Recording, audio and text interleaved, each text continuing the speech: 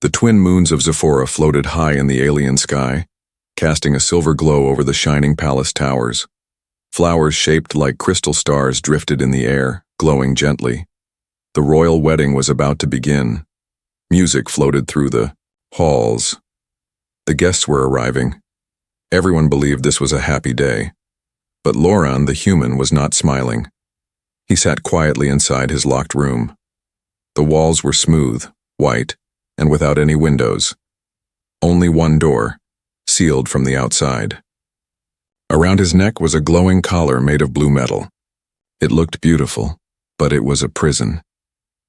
Loran had been brought to Zephora 2 months ago. The aliens said it was a cultural exchange. The humans thought it was a peace treaty. But the truth was more twisted. The alien princess, Ylara, had seen him during a peace meeting. She had pointed to him and said, "That one." From that moment, Loran's freedom had ended. He wasn't asked. He wasn't warned. He had been selected. Or maybe captured. Ylara was stunning, tall, elegant, with skin like pale silver and eyes that shimmered like galaxies. Many would call her beautiful. But to Loran, she was a stranger who believed he should belong to her, like a pet. She said it was love. He knew it was control. Loran had learned things while locked in the palace. Whispers from servants, hints in guarded conversations. He had discovered that this wedding was not what it seemed.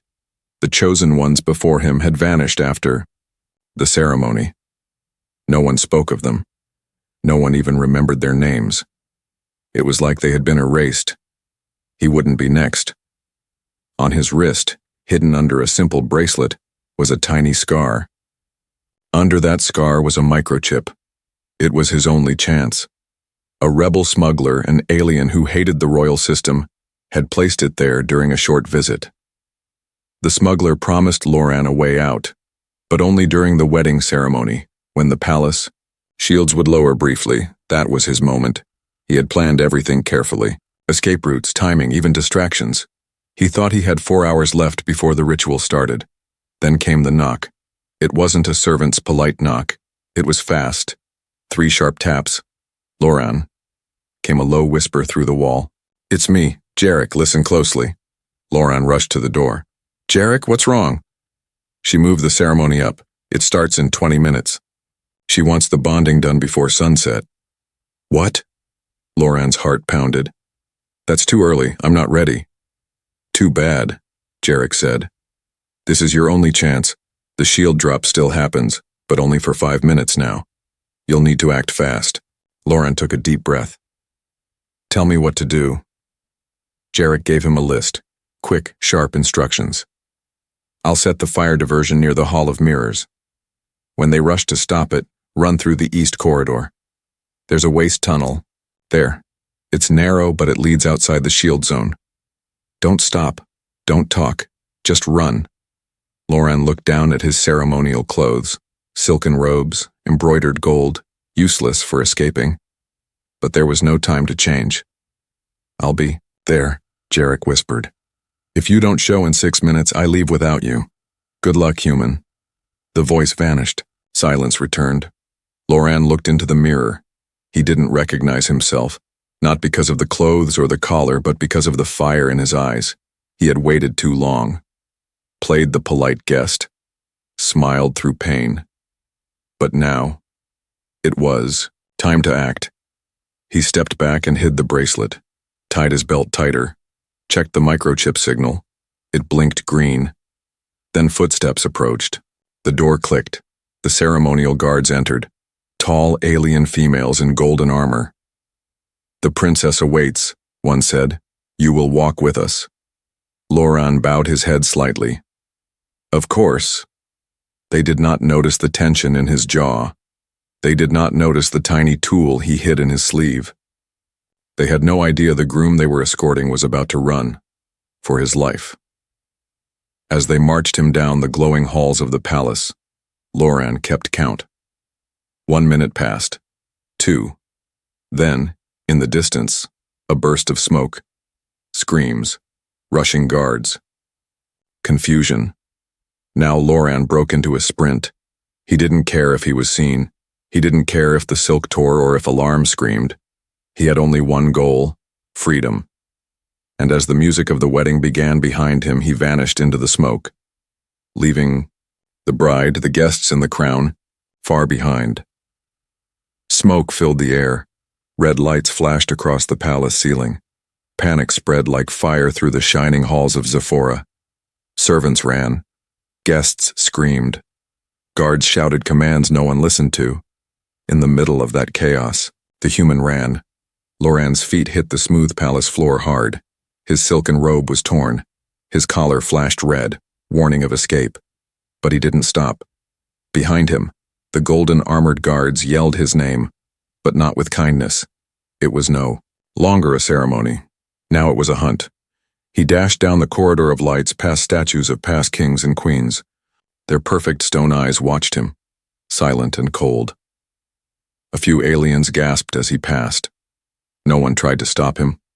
They were too afraid or too confused. Loran remembered the map Jarek had shown him. The Hall of Mirrors was the turning point, as in, he reached it. He saw fire, real fire. Flames danced over the long red carpet. Jarek had done it. He had kept his promise. Smoke curled around Loran's face. He pulled part of his robe over his mouth and moved fast. On the left wall, behind a tall sculpture of a six-eyed bird, was the door to the servant corridor. He reached it, pressed the hidden button. The door slid open with a quiet hiss. Darkness. He entered and slammed the door behind him. Suddenly, everything was quiet. No music. No alarms, just silence. The corridor was narrow and cold. Pipes ran along the walls. Strange machines hummed. This part of the palace was not for royalty. It was for waste. Forgotten. Ignored. Perfect for escape. He moved quickly. The path was long, turning left and right like a maze. But Loran trusted the path in his mind. 3 turns down, 1 drop, then the tunnel. His collar buzzed. A voice came through. "Loran, you disappoint me." Yalara. Her voice was calm, cold, not angry, but hurt. "I gave you everything. A royal chamber, my trust, my future. And you run?" He didn't answer. "You can't hide, Loran. You're mine." He ripped the collar from his neck. Pain shot through his skin.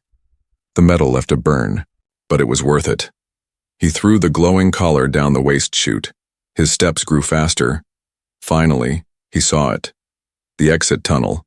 It was round, metal, and dripping with steam. It led to the outside, the part of the palace beyond the energy shield. But the shield would drop only for 3 more minutes. After that, it would trap him like a bug in glass. He crawled into the tunnel. It was tight, wet, and smelled like chemicals, but he didn't care. He crawled fast, his heart beating louder than the alarms behind him. 1 minute passed, he could see light ahead. Then, boom. The tunnel shook. The shield generators were rebooting. 2 minutes left. Suddenly, a shadow moved in front of the exit. Loran froze. It was a royal guard. She raised her weapon. "Stop! Come back or I will shoot." Loran looked around. No way back. No way forward. Until a voice called out, "Duck!" Loran dropped flat. A blast hit the guard from the side. She screamed and fell. Jarek stood behind her with a stolen rifle, breathing hard. "Move!" he shouted. Loran crawled out. His hands were scraped. His robe was soaked. But he was out. Jarek grabbed him. "This way!" They ran across the palace field. The energy wall was shimmering ahead. It would rise soon. "Almost there," Jarek shouted. Then from behind them, a howl, not human, not alien, something else. Loran looked back and saw her, Yalara, not in her dress, in battle armor, eyes glowing. She raised her hand, and the entire field shook. "She's activating the shield early," Jarek screamed. Loran didn't think. He pushed forward. Every step burned his legs. Every breath felt like fire. 10 steps left, 5. Then, he leapt as the energy wall flashed upward, Loran's body passed under it, landing hard on the ground beyond. He was outside, free, for now. But he knew this was not the end. She would come, and she would not come alone. The stars above Zephora no longer twinkled. They burned. Princess Yalara stood at the edge of the palace field, staring at the fading shimmer of the energy shield. Her silver eyes were glowing with fury.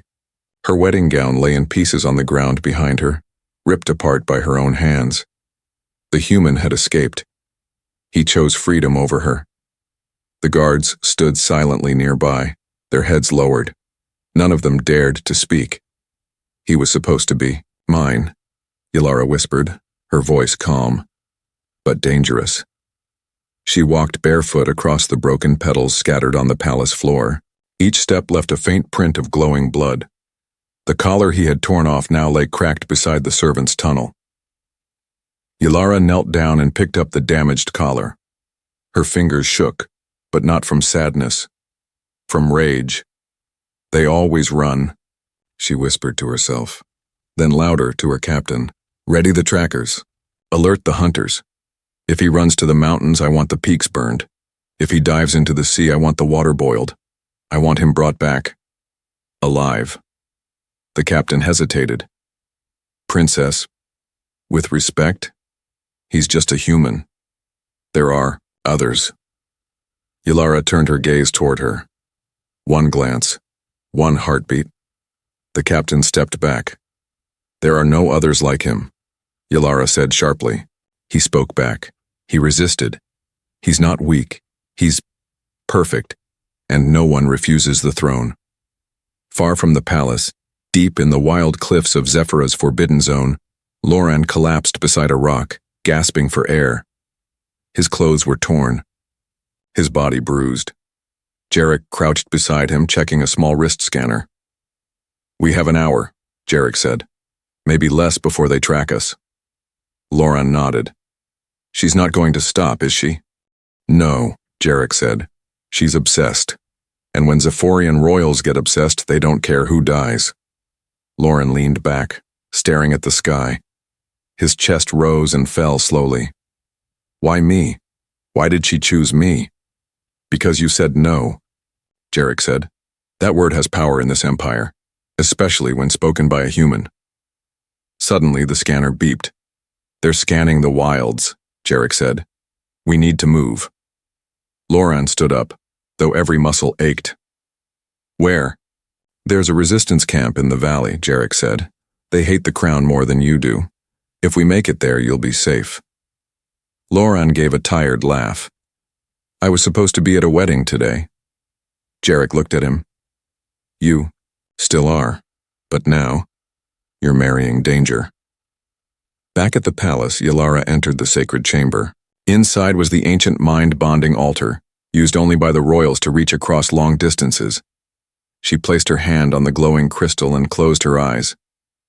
Loran, she whispered into the crystal. I know you can feel this. You can feel me. Her voice entered his mind like a whisper in the wind. Loran suddenly stopped in the middle of the path. He felt cold, distant. Her voice was inside his head. You ran, but we are connected now. I won't stop until I find you. And when I do, I'll ask you just one question. Her voice darkened. Do you still want to say no? The connection ended. Loran's breath trembled. The wind howled around him. Jarek grabbed his shoulder. You felt her? Loran nodded. She's already inside your head. The sky turned red by the time they reached the edge of the cliffs. Below, wrapped in heavy mist, lay a hidden valley, dark and silent like a sleeping beast.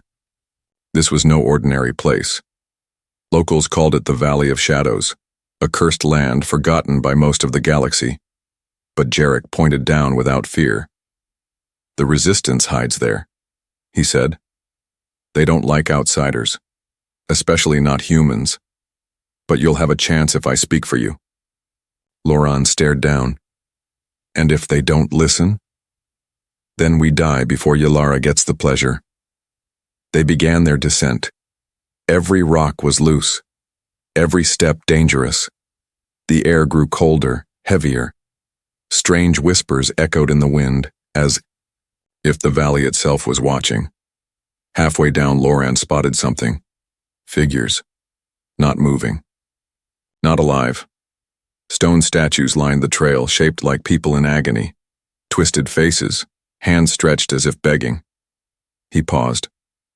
What is this? Jarek didn't stop walking. The last royals who chased someone into this valley.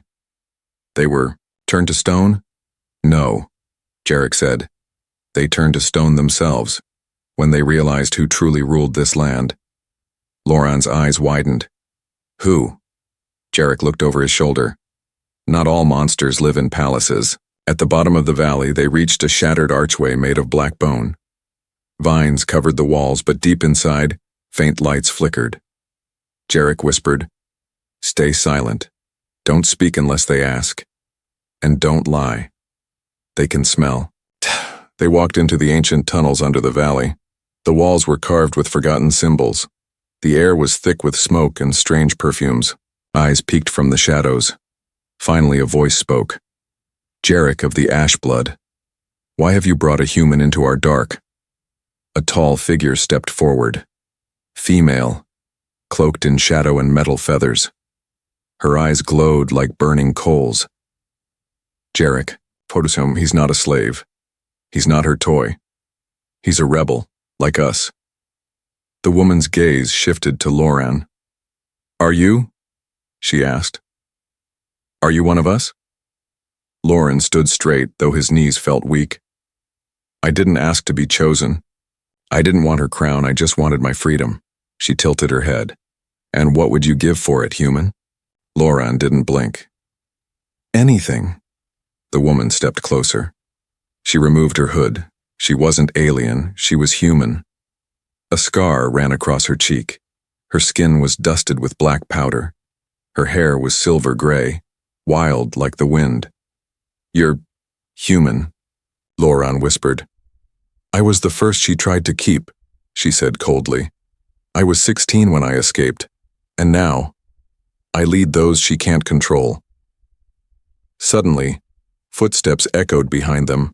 A resistance scout ran into the chamber, holding a tablet. They're coming, he said breathlessly. The princess has sent sky beasts, tracking beasts. 3 of them. They'll reach the valley in minutes. Jarek looked at Loran. We don't have time. The scarred leader turned to her people. Prepare the black smoke. Lead the human into the heart. If she wants him, let her come herself. Far above, Princess Yalara stood on her sky chariot, wind blowing through her armor. She smiled as she saw the valley below. You ran to the darkest place on the planet, she whispered.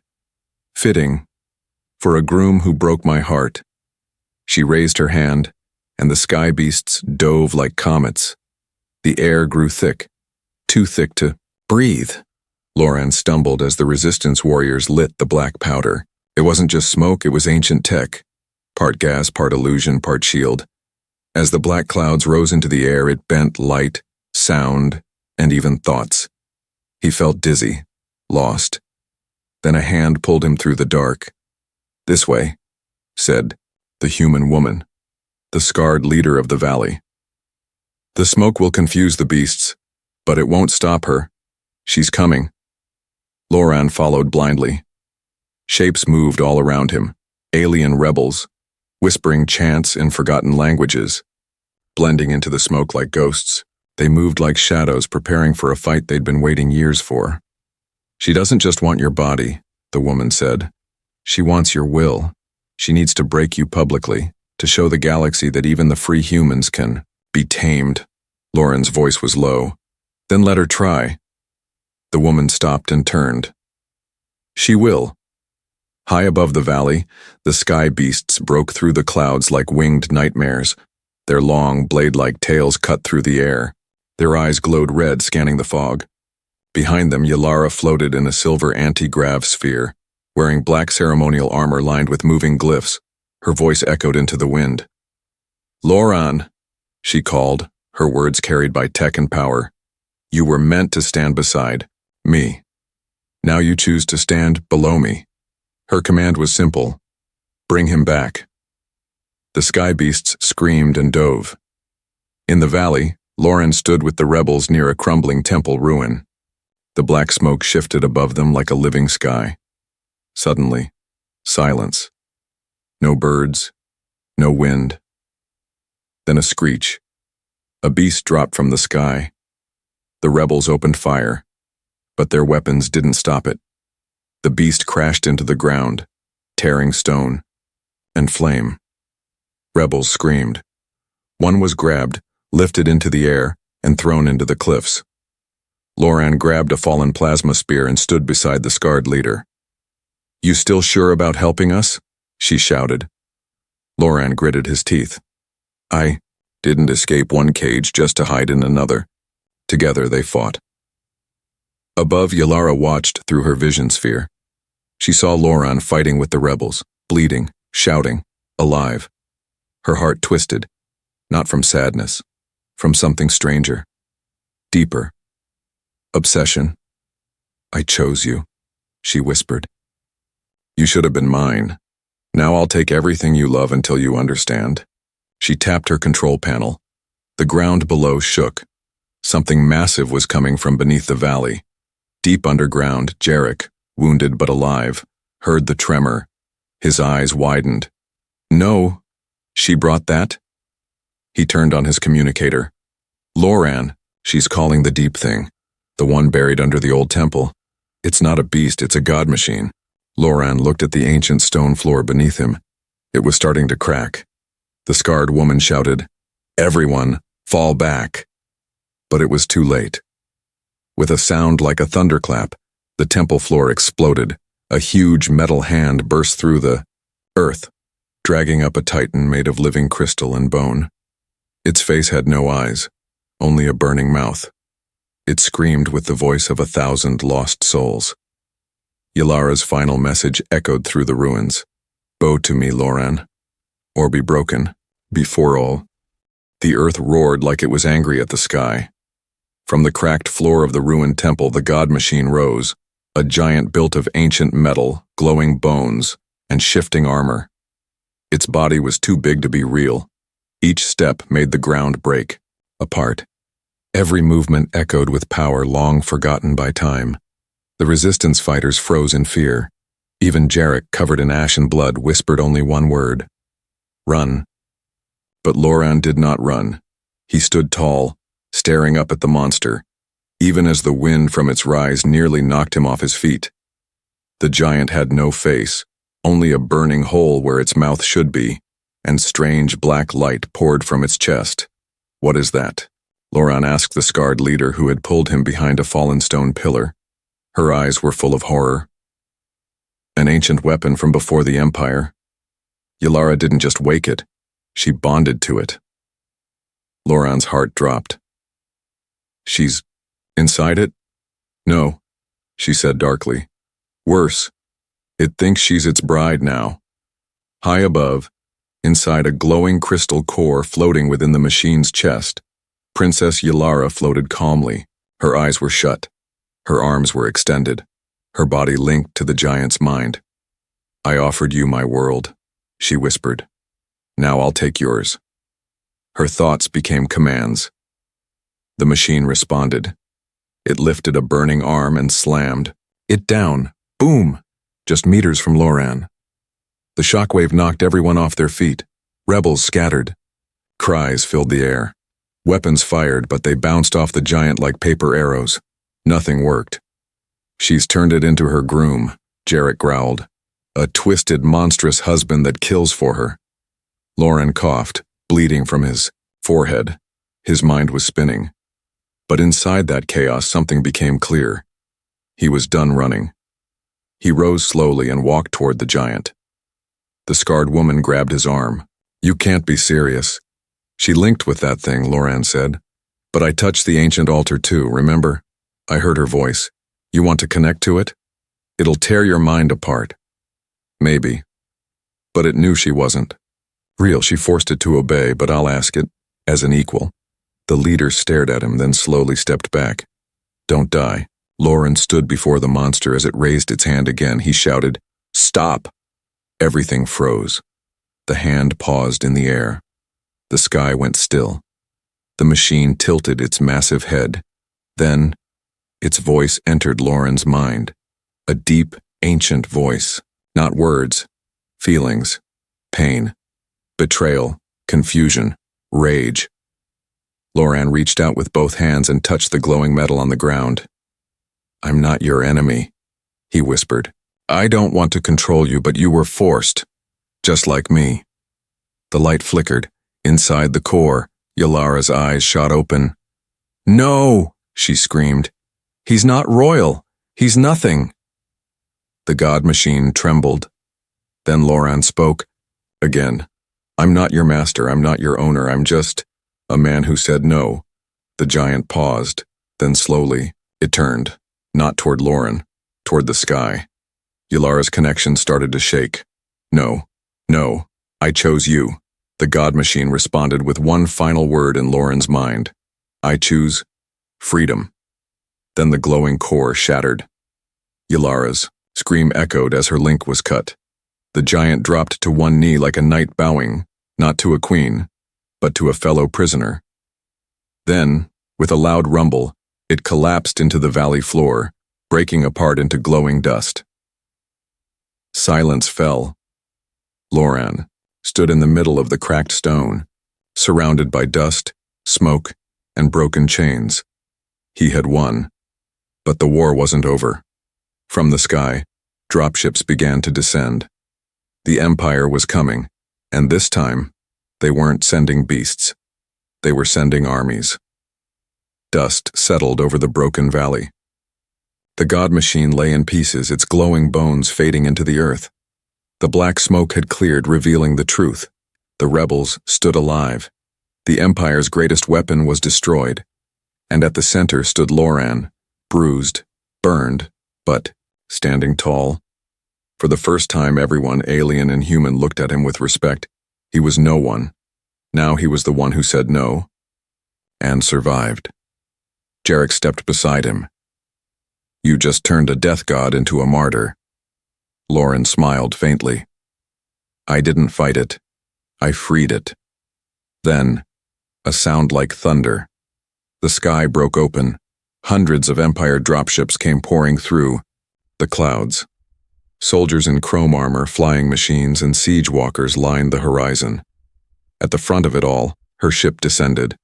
Yalara, alive, angrier than ever. She stood on the ramp of her royal vessel, her armor scorched, her crown cracked. But her eyes still burned with fire. "You took everything from me, Lauren," she shouted through a voice amplifier. "You tried to own me," he shouted back. Yalara's voice trembled with rage.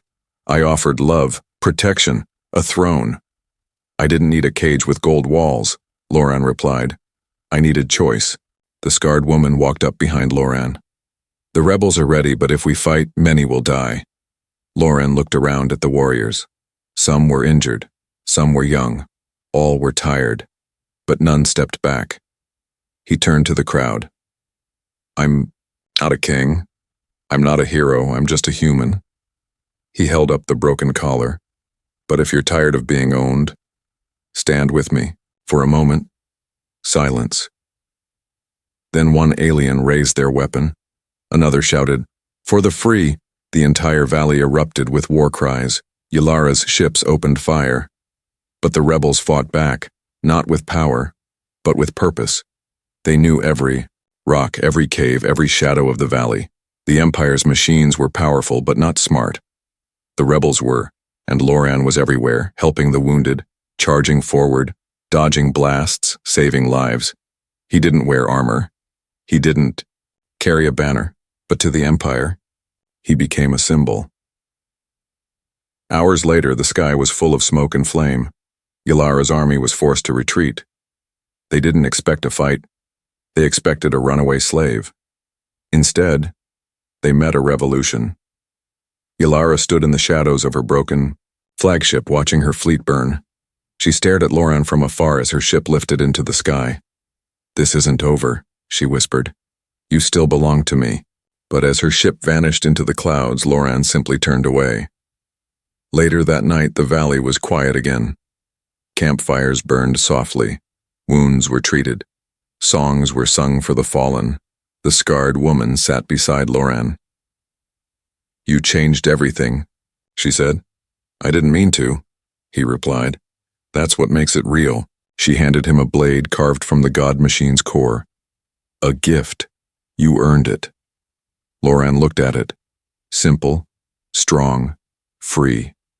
He smiled, and far across the galaxy, in palaces and prisons, slaves and servants whispered a name. The human who made the Empire bleed. He didn't wear a crown, he wore scars, and he never bowed again.